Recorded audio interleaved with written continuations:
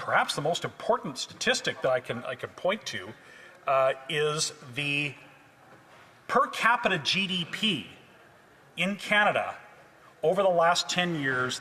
Its growth was the lowest in the OECD. In fact, it wasn't growth at all. Canadians are no better off than they were 10 years ago. This is a lost Liberal decade. So where were we 10 years ago, Mr. Speaker?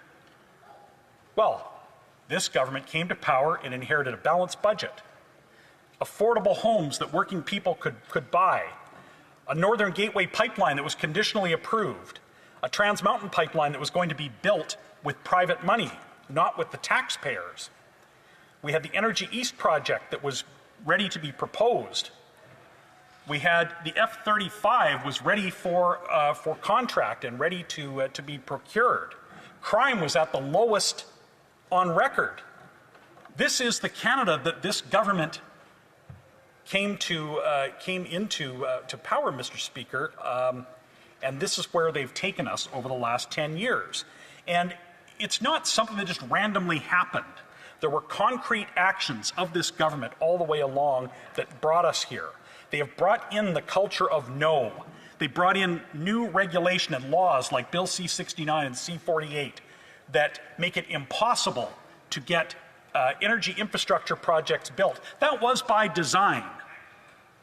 You know, this wasn't even just a mistake on the part of the government. And furthermore, there's just no end in sight, Mr. Speaker.